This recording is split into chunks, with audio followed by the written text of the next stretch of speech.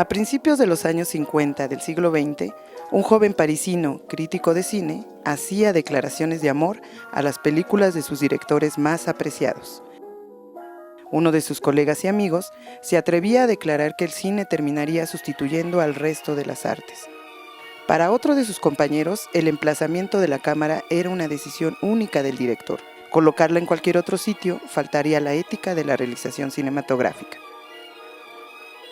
Estos tres, junto con otros críticos y futuros directores, como Claude Chabrol y Jacques Rivette, fueron los artífices de la política de los autores, una forma de ver al cine en donde el director era considerado el único responsable de la autoría de las películas, tal como en la literatura es el escritor.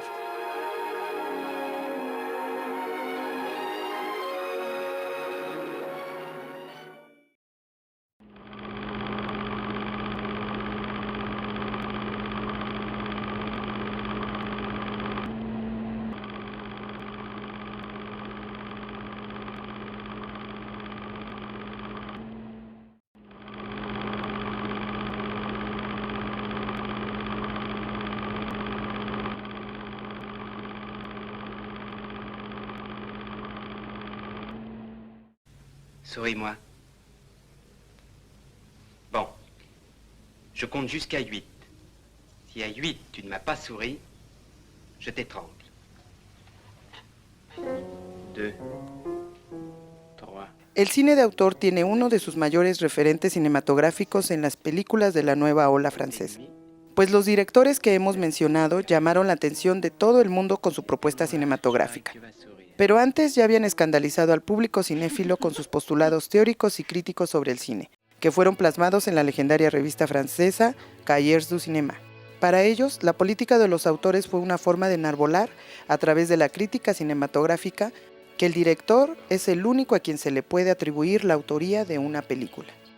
Que no todos los directores eran autores, ya que se necesitaba un mínimo de genio creativo, que la puesta en escena era el momento en que el autor plasmaba su obra, que las películas manifiestan la personalidad del director a través de su estilo y, sobre todo, que el cine es un arte y el director su autor. Este conjunto de ideas y principios daría a luz lo que hoy conocemos como cine de autor.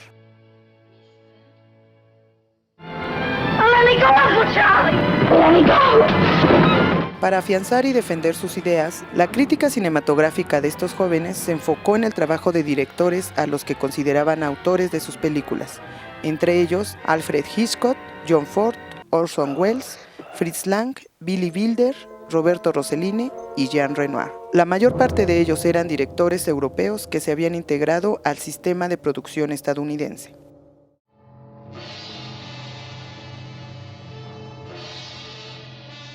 Por otro lado, en una especie de estrategia de ataque, se escribió en contra del sistema de producción francés y de su tradición de cine de calidad, que consistía en adaptar grandes obras de la literatura. En este tipo de producciones se le atribuía al guionista el aura creativa y artística en la confección del filme. El director solo transportaba a imágenes el trabajo del guionista.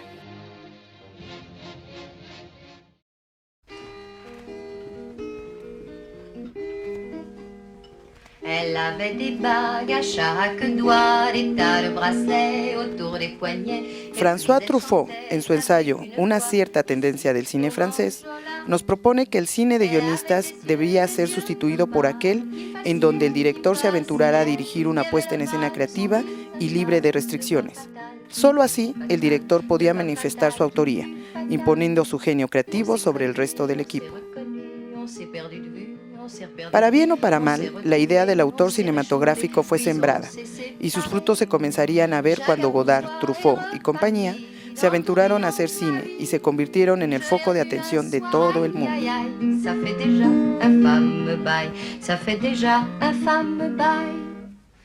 Au son des banjos, je l'ai reconnu, ce curieux sourire qui m'avait tant plu, sa voix si fatale, son beau visage pâle, m'émurent plus que jamais.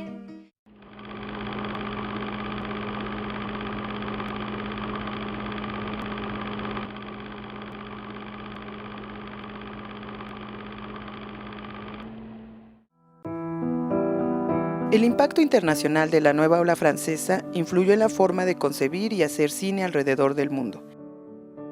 Su sistema de producción con equipos más ligeros y económicos, su propuesta estética que abandona los estudios de cine para salir a las calles, la nueva relación con el guión y la figura del director como autor indiscutible de las películas son algunos elementos que retoman directores de otras partes del mundo para hacer un nuevo tipo de cine en sus respectivos países. Por un lado, la relación del director con el guión cinematográfico se vio transformada. Los directores de la nueva ola y de las cinematografías nacionales de los años 60 comenzaron a participar más activamente en el guión, ya sea en el escritorio o durante el rodaje.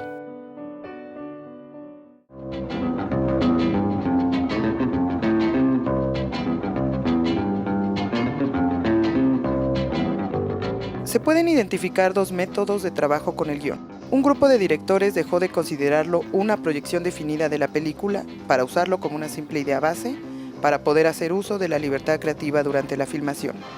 Entre ellos se encuentran Jean-Luc Godard. Ninguna de mis películas depende de un verdadero guión, solo de una idea plasmada en 3 o 4 páginas.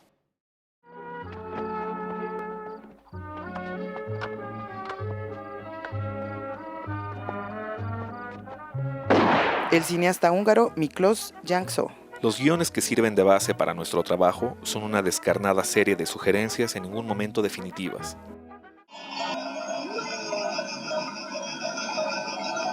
Y el italiano Vittorio De Sitta.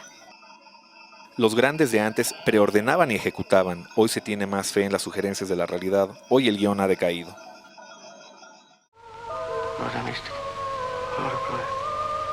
El segundo grupo considera funcional la elaboración de un guión completo y estructurado, pero no tiene más autoridad que el director durante el rodaje, por lo que se produce una contraposición dialéctica entre el guión y la visión del director. En este sentido, el director italiano Marco Bellocchio nos dice: es necesario partir de un guión durísimo, verdaderamente importante, que después se pueda discutir o rechazar, que deba constituir la base porque la improvisación es inevitable en el cine, pero es necesario improvisar sobre lo que se rechaza.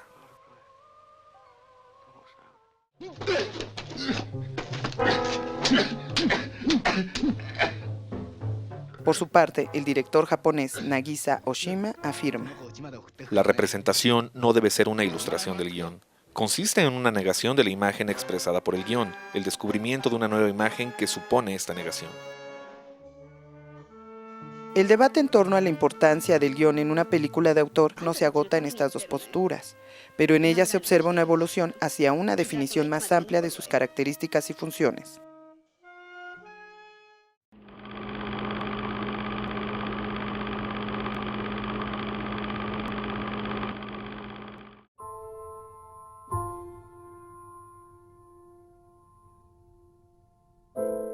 El investigador y catedrático italiano Francesco Cassetti nos dice que existen por lo menos 3 distintos tipos de autor cinematográfico en los nuevos cines de los años 60. El primero es el de la política de los autores, que ya hemos referido, y que tiene una especie de continuación en algunas películas experimentales del cine norteamericano de los años 60.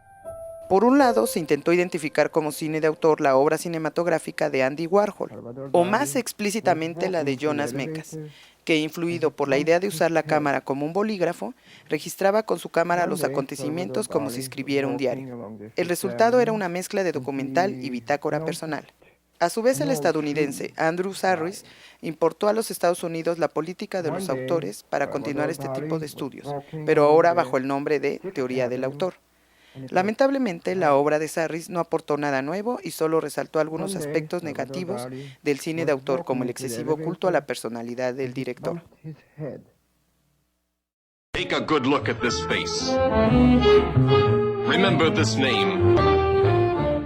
El segundo tipo de autor se puede identificar en la obra de los directores del Free Cinema británico, que se caracteriza por su deseo de reflejar las condiciones y conflictos cotidianos de la clase obrera inglesa.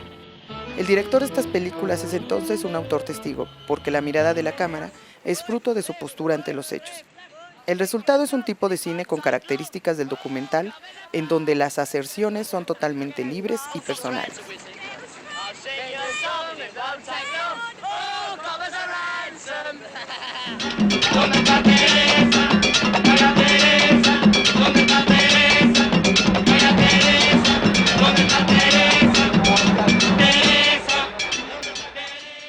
El nuevo cine latinoamericano ve nacer un tercer tipo de autor en las películas de directores que hacen cine con el deseo de liberar al pueblo del neocolonialismo y la miseria. El grueso del nuevo cine latinoamericano consideraba que el pueblo era el protagonista de la autoría al participar en el arte cinematográfico, nacionalizar al autor, marcar el estilo de los filmes, plantear temáticas nacionales, reflejarse en las películas o utilizar el medio como un portavoz de la vida popular.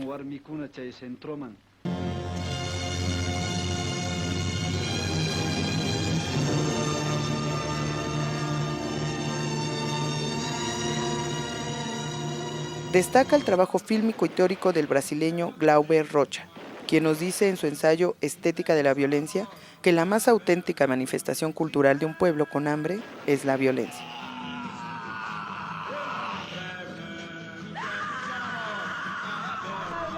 Los pueblos latinoamericanos son pueblos condenados.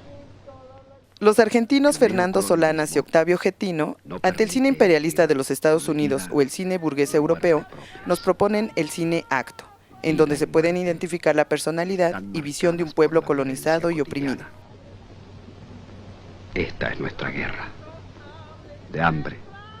A un gran valiente torear al precio de 2 pesetas, la tulibamba. Por su parte, el cubano Julio García Espinosa escribe en su ensayo Hacia un cine imperfecto, que el cine debía abandonar las linduras del arte minoritario y elitista, que la revolución cubana tenía que permitir el acceso a los medios de producción artística para que el pueblo se convirtiera en el autor de sus propias películas.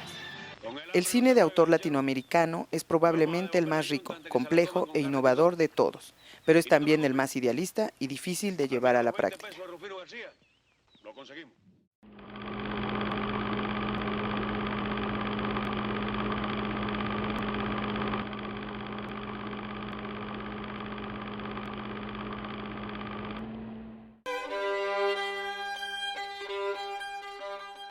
Desde su nacimiento se replicó en contra del individualismo romántico del cine de autor de la nueva ola francesa y de la política de los autores. Investigadores estructuralistas decidieron eliminar la idea de autor de carne y hueso para hacer estudios autorales con las herramientas del estructuralismo. Desde esta perspectiva, el autor se convierte en una construcción crítica derivada del análisis de las películas de un determinado director.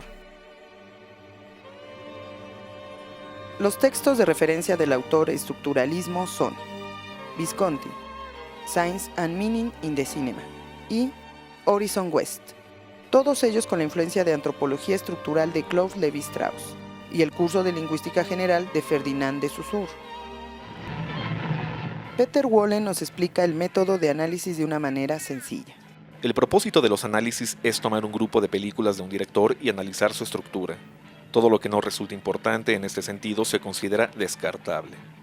Al aplicarlo a la obra de un director como John Ford, por ejemplo, busca su estructura en las oposiciones estructurantes de elementos recurrentes en su obra, como la presencia de elementos como jardines y desiertos, colonos y nómadas, civilizados y salvajes, libros y armas, el este y el oeste, indios y vaqueros. Por otro lado, el filósofo francés Roland Barthes nos dice que el autor, ya sea de películas o textos, debe morir, porque el significado de la obra no puede reposar en el autor, sino en el espectador, aquel en quien se depositan todas las citas que constituye la obra.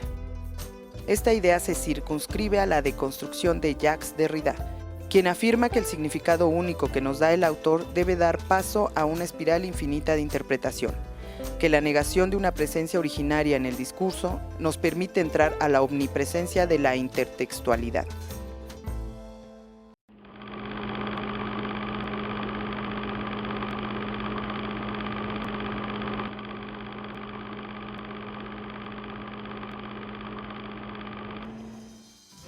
La revista Cahiers du Cinéma no ha dejado completamente de lado el tema y de manera recurrente vuelve a publicar sobre la autoría cinematográfica. Tal es el caso de artículos que proponen nuevas visiones sobre el cine de autor. Algunos ejemplos son la política de cineastas de talla, que busca encontrar una palabra más adecuada para designar a un autor.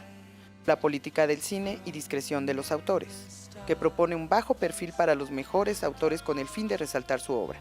O la política de los autores del mes, que busca relacionar el cine de ciertos directores a través de un elemento tan arbitrario como la cartelera mensual.